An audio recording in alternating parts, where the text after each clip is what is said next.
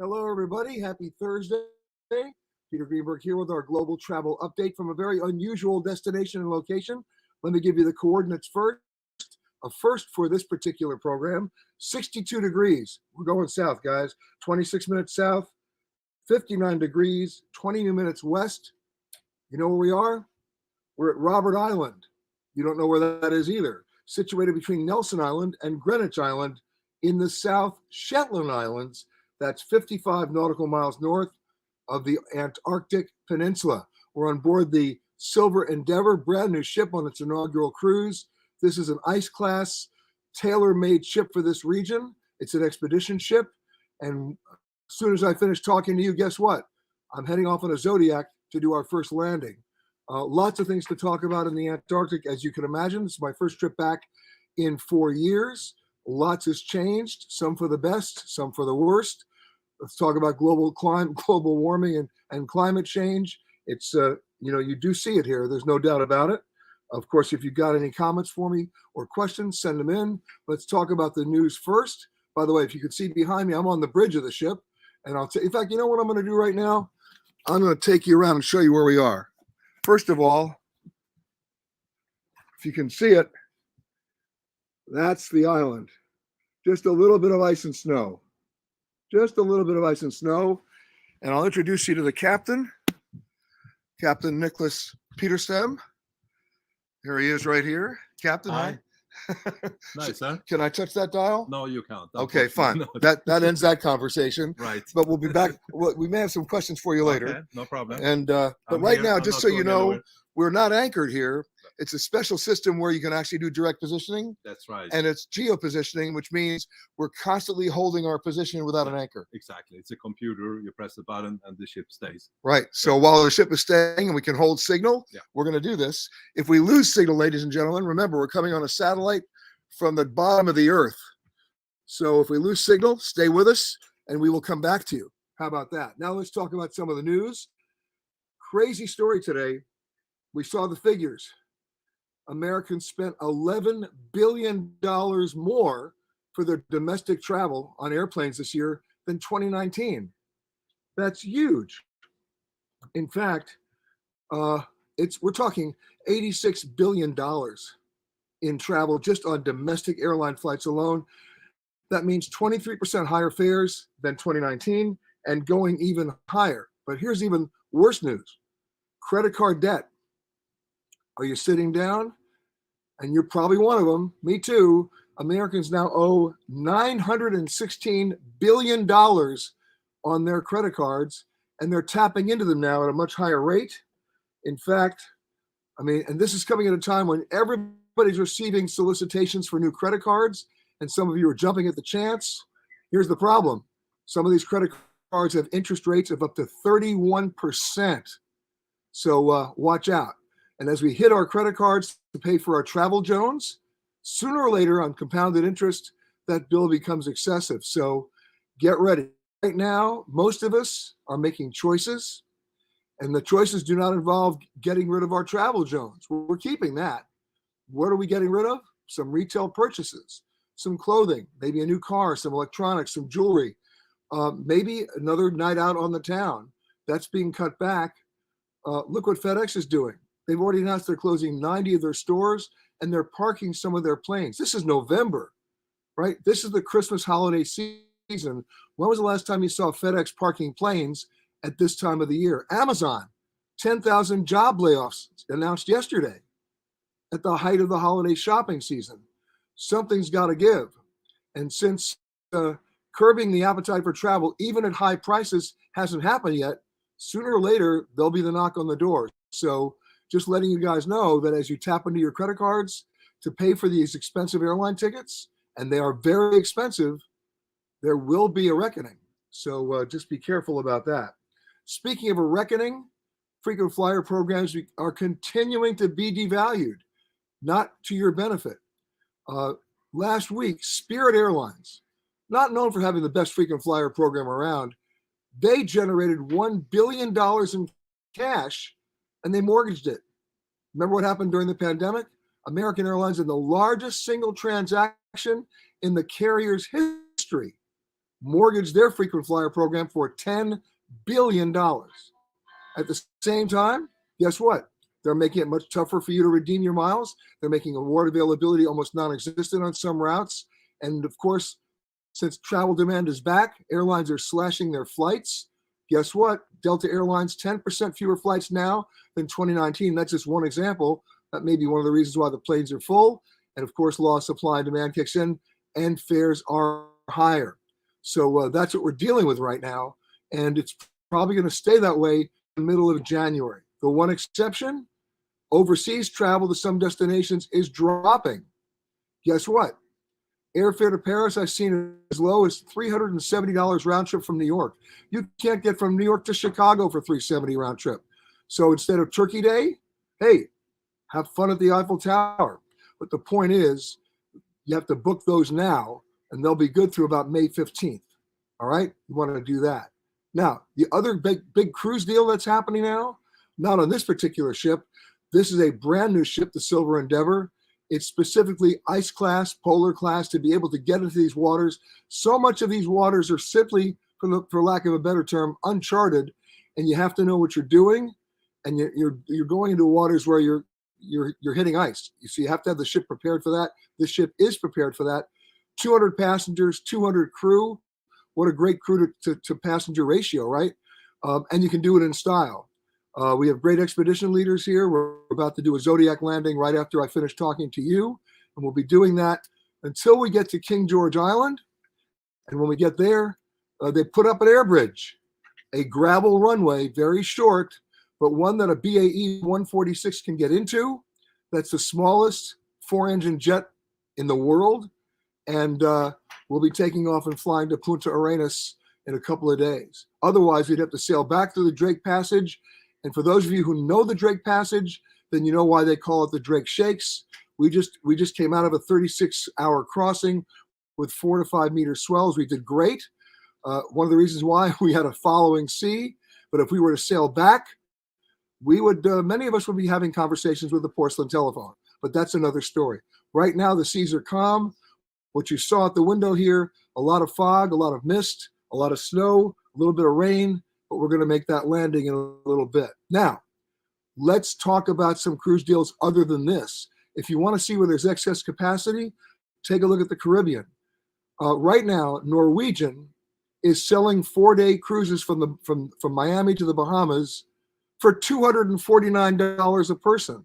Let's do the math. That's like $60 a night. You can't wake up anywhere in the United States for $60 a night when you factor in your meals. It's ridiculous. If you think that's ridiculous, Carnival's got a 4-night cruise from Miami to Nassau. Are you sitting? $113 a night. Excuse me, I'm wrong. $113 a person. That's less than $30 a day.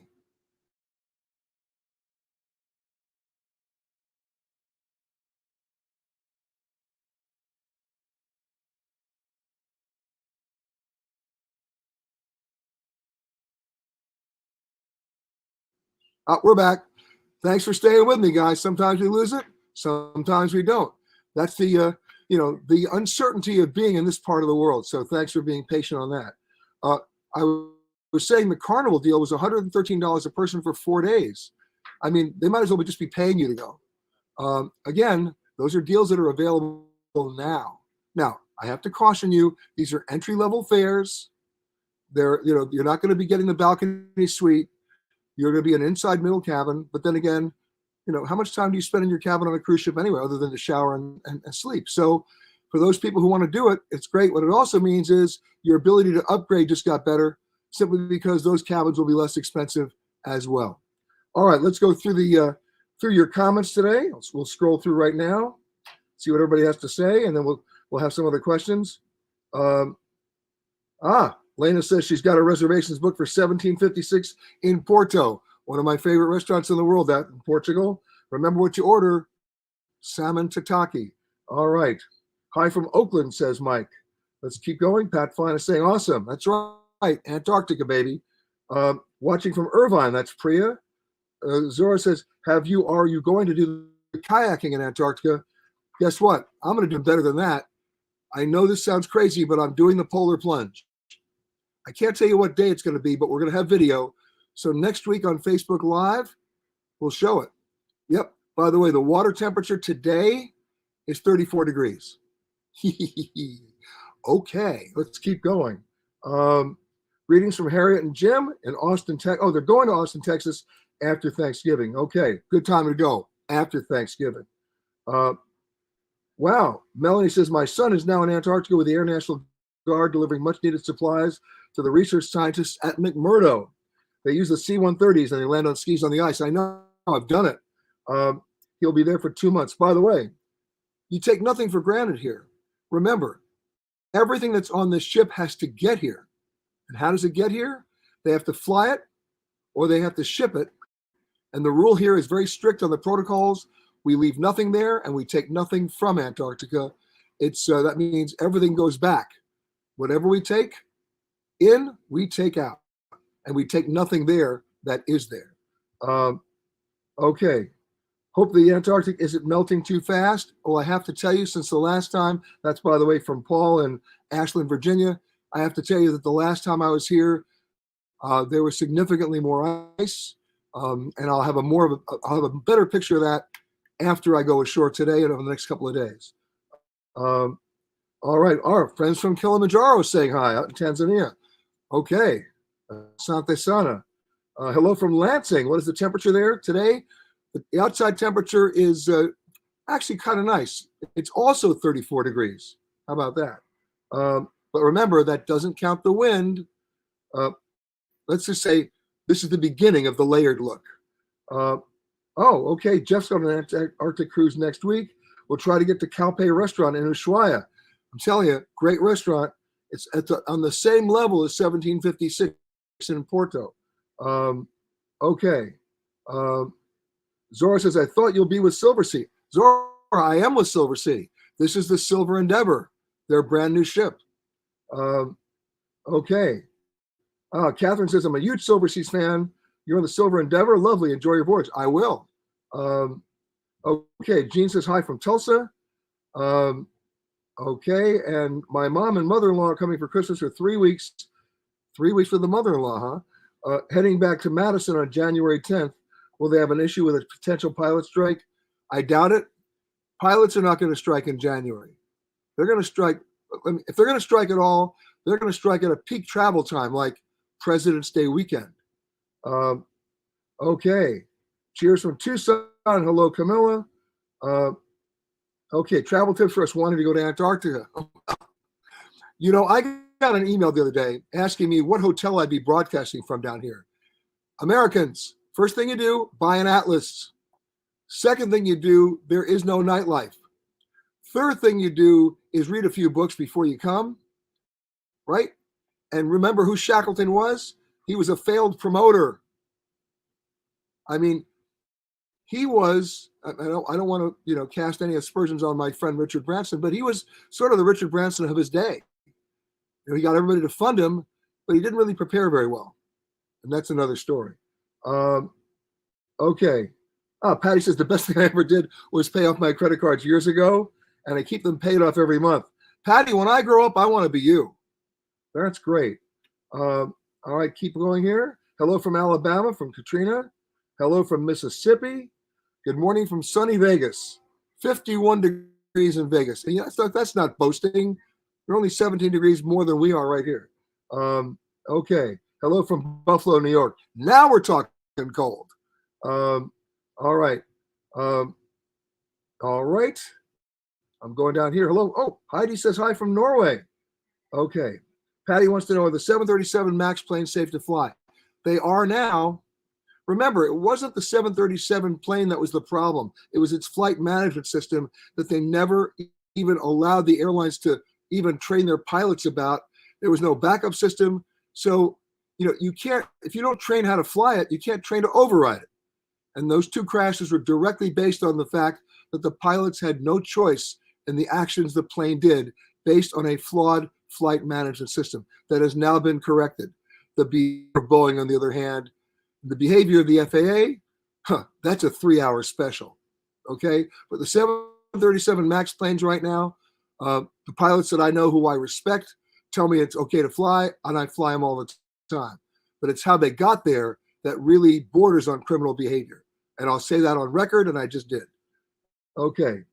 It's snowing in Fort Collins. Well, as it does. Yep. Karen says, woohoo, polar pledge insane. You bet. But my wife did it 4 years ago, so I've been shamed into doing it now. And the captain who's behind me shamed me into doing it last night. Am I right? I'm absolutely right. Okay. Sandy says, not surprised the gem is not opened. Third time we have moved our trip from February to November. What say you on opening? I think I said it last week, May or June. I got to tell you, the Egyptians, I don't know what they're waiting for. The museum is done. It's been done for 2 years.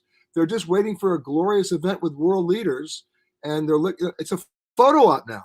I wish they'd move it up because it's messing up a lot of travel plans. I guarantee you that if they announced today it was opening in May, it would already be, all the flights would already be booked. That's how cool that museum is.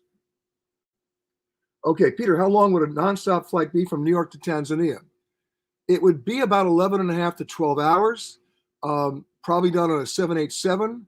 And if I had to guess, it would not land in Dar es Salaam. It would land probably in Arusha, Kilimanjaro, right? And there are those flight ideas right now. Will I be doing the Falklands? Not on this trip, but 4 years ago I did. It was amazing. I landed there on Christmas morning and went to Christmas services there at the Anglican Church. And the Falklanders, the Kelpers, are still angry at the Argentinians, and the Argentinians still think they own the Falklands. You still see signs saying Las Malvinas son Argentinas.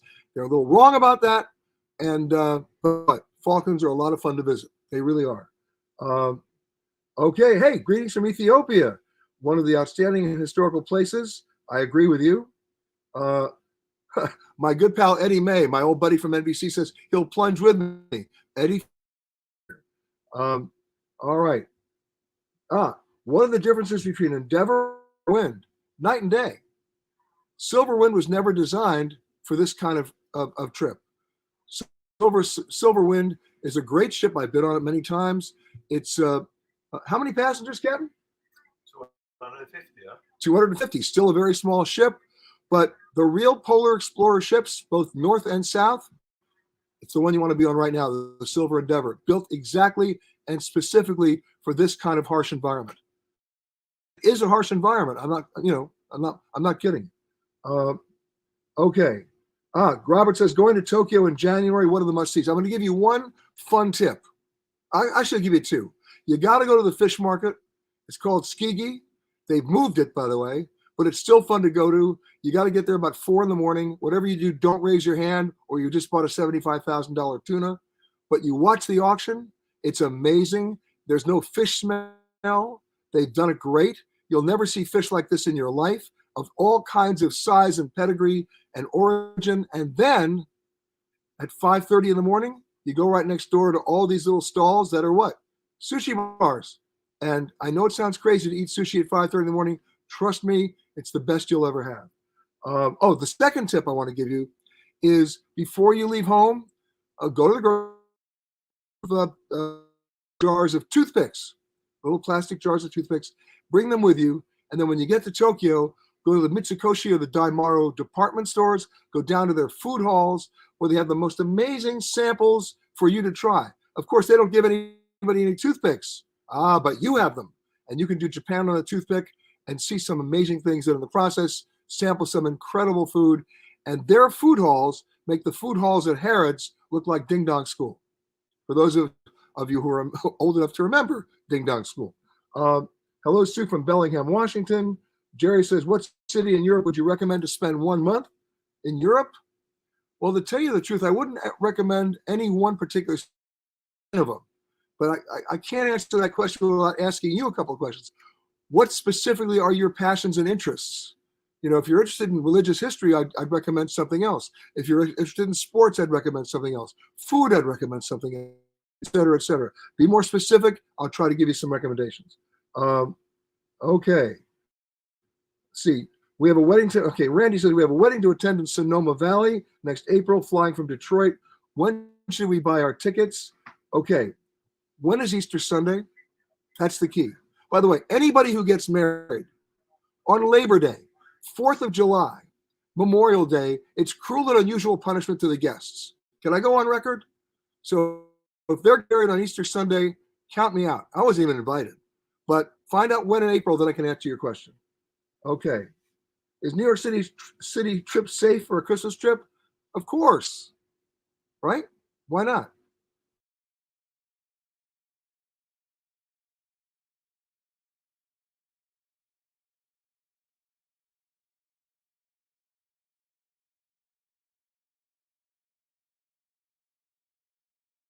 Did we lose the signal? Ah, we're back. There we are. See, it happens. We come back.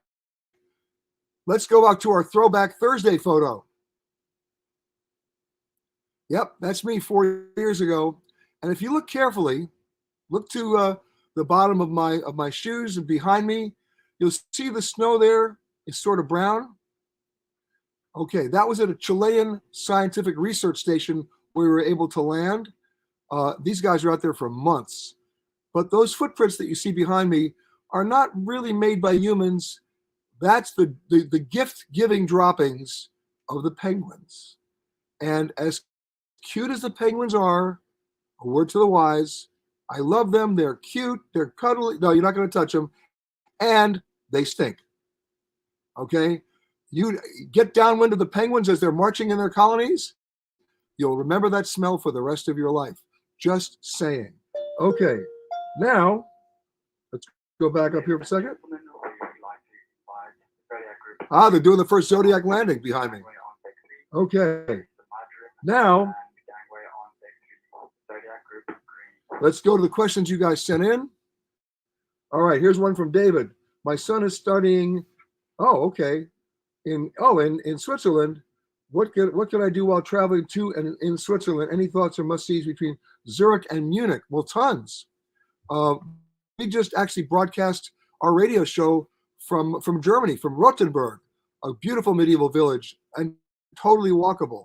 And if you take a look at the map, you have the opportunity, if you have a Eurail pass, of using all the Swiss trains to go anywhere you want. I'm a big fan of Lucerne. Can't get enough of it. If I could live there, I would. So check that out. I'm a big fan of it. Keep in mind that the beautiful thing about Switzerland is when you land at the airport, the train station's in the airport. So you're not schlepping a lot. Okay, here's one. Okay, I'm saying, I see. What do you think of all the carry-on luggage being advertised today on Facebook? Well, look, everybody's trying to beat the airlines at their own game. They make more money from checked bags than they do from airline tickets. And everybody's trying to figure out, how can I get a bag through security and get at the gate without having to check it, and it becomes a carry-on bag? Well, I did a little research not too long ago and found out through a chart I wasn't supposed to see that Delta Airlines gave to their gate agents based on every aircraft type they flew, how many carry-on bags could fit in the plane. I mean, in the cabin. And without exception, it was less than half the number of passengers. So there's a reason why they gate check all the bags, because they literally physically cannot fit. The problem is, are the airlines going to charge you for the bag at the gate?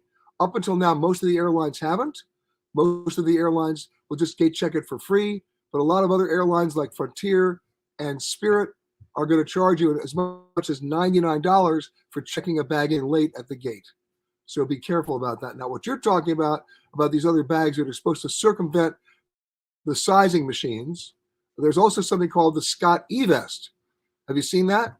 It's a jacket in which you're literally wearing your bag. It's got like 34 different pockets. You walk on looking like a bad escapee of the Michelin Tire Man commercial, but it seems to work, right? So when you actually take your jacket off and put it through security at the conveyor belt, you're putting your bag through. Then you're wearing your bag on the plane. The airlines haven't figured out how to get you on that one yet. You look pretty ugly, though, but it works. Okay, here's one. How far in advance do I have to buy a ticket to the Philippines? Well, could you be a little more specific? When are you going? Here's one from Jesse. I saw a hotel on Priceline for West Hollywood, California for $227 a night and 4-star. Is this considered a low price for the hotel industry right now? Yeah, it is. It is. Remember, our friends from the Wall Street Journal, Don Gilbertson, found a Motel 6 in Santa Barbara that was selling for $436 a night, and they were filling the hotel. How crazy is that? So 227 for LA, not bad. Okay.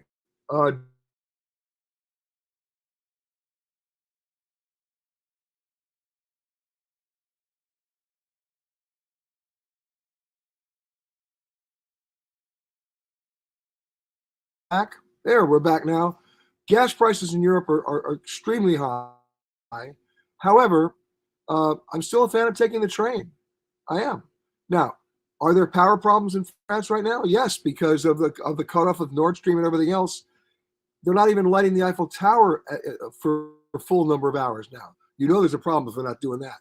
But I'd still take the train before I'd ever rent a car. I did that when we were in Nîmes in France, took the train from Gare de Lyon, and 2.5 hours later, no problemo, there I was. Didn't fly, didn't drive. Okay. Peter, I'm looking for a more affordable stay in Manhattan. Can you suggest one? Yes, I can. It's called Brooklyn. And it's 2 subway stops away. The myth of staying in Midtown Manhattan is going to cost you a lot more money. Check out Brooklyn and then take the subway in. You'll be much better off. Okay. Can I go on a Caribbean cruise if I have not been vaccinated? As a matter of fact, you can. Right now, all the vaccination restrictions on most major cruise lines have either been relaxed or eliminated. However, the same protocols are in place. Should you test positive, then you have another problem. But the answer right now is yes, you can. Okay. Brittany says, I went through TSA and was shocked at how they only had one guy for pre-check and clear. Shouldn't they have 2 for separate lines? The backup causes people to miss their flights. You should be happy they even had pre-check open. Look, I love Clear. I'm a happy member, but they're not at every airport and they're not at every airline. You'll find them mostly at United and Delta. And if I ever have a choice between pre-check or just go to Clear first, I always go to Clear first because that puts you at the front of the line for pre-check. Just get there early enough for that. All right? Okay. Stephanie says, I'm flying domestically from DC to Denver for Thanksgiving on the Wednesday before Thanksgiving. Have you not seen the movie Planes, Trains, and Automobiles? They made a movie about that day. There was a clear, strong message. Don't travel on the Wednesday before Thanksgiving. Wow. Why? Okay. So she says, how much time should I give myself at the airport before my flight with the crowds expected? Leave now. I'm sorry. You couldn't pay me to fly on the Wednesday before Thanksgiving. It's the worst day of the year.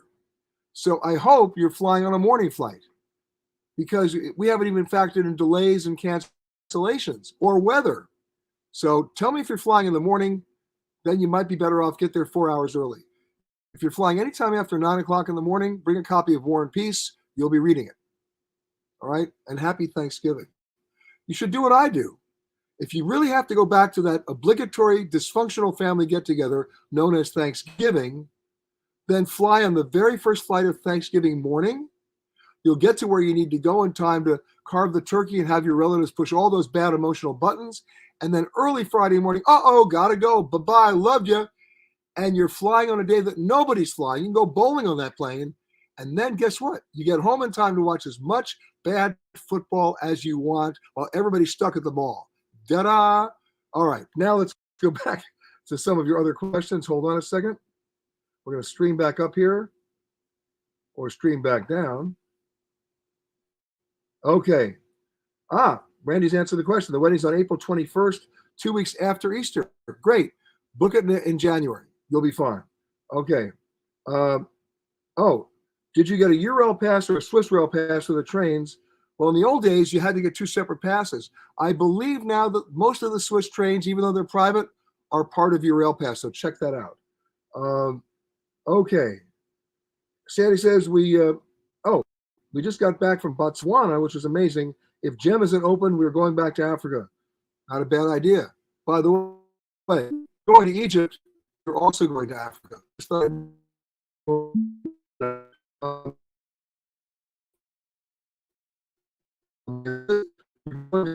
Next April or May, of course, did we just pick which airport to fly to by best price, or are there any other way we should try to avoid? Yeah.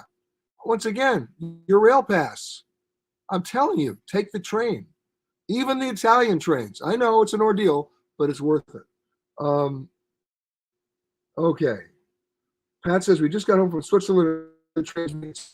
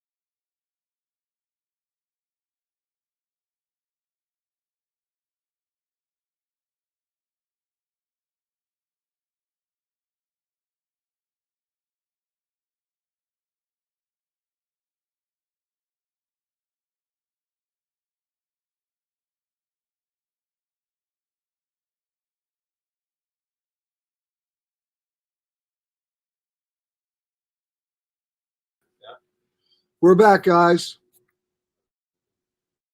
I hope you guys can hear me. And I'm back. Here I am. I'm back. Sorry about that. Welcome to the Antarctic. But guess what? 4 years ago, I would have used the carrier pigeon, and the carrier pigeon would have died. So we're okay. Now let's go back. Hold on a second. We're going to get back to you in a second with more of your questions. Where did I last leave off? Okay. Okay. Are there any tour groups you would recommend for a day visit to Venice? I wouldn't. For a day visit to Venice, get on Vaporetto number 1 and just get on and off wherever you want. You'll see so much more. Do it on your own. And you haven't told me when you're going, but if you're going during June, July, and August, watch out because the bridge of sighs becomes the bridge of thighs. Everybody with their selfie sticks. Remember, starting in January, that's coming up, Venice is going to charge about $10 just to come into the city if you're not already staying at a hotel. So I don't think it's going to have any impact whatsoever on the number of people wanting to go. It doesn't really change things, but hopefully you'll get a chance to see it. Just do it the way the locals do it. Get on Vaporetto number 1 and go for it. Okay. Here we go. I'm looking here. John Lample, my good friend, says 2 weeks ago we took the TGV from Milan to Rome, 3 hours and 10 minutes, and it was spectacular. An Italian train. Who knew? Okay. Thank you. Okay. Here we go. Mike Lugan says there's no internet down there. Gee, Mike, thanks for that news bulletin. We're off the satellite today, and you know what? It's working. We lose it every once in a while, but it's better than nothing, and it's a whole lot better than it used to be. Okay. Going to Cairo in July, I hope the museums are open by then. I would be shocked, honestly. The revenue that the Egyptians are losing by not opening the museum alone should be an indication of them to open it soon. I think they will. Okay? All right. Now, finally, I'm going to go and get on the Zodiac. But before I do that, I'm going to go talk to the captain for 1 second. Come with me. So we're actually going ashore today? No, I'm not going ashore. But I am. You are, yeah, absolutely. You take your pala plunge today, right? No, I'm not taking the polar plunge Not today. Okay. No. Too warm in the water. Too warm. Yeah, We exactly. want to wait till it gets colder. Exactly. By the way, the captain is from Gothenburg in Sweden, and when he's not there, he's living in Wilton, Connecticut. And when he's not there, he's living right here on the Silver Endeavor. Exactly. Not so bad. Thanks for letting me up on the bridge, and I still can't touch that button. Right? No. Hands off. Hands off. Okay. Okay. Guys, I'm signing off. Have a great weekend. We'll try to figure out when we're going to see each other next week. Have an early Thanksgiving. If you're flying on Wednesday, you get no sympathy from me, but I'll see you next week. Have a great, safe weekend. Anthony, thanks for helping out in Los Angeles on the satellite signal. And thanks to all the officers and crew here. Wave, guys. There they are. And I'll see you.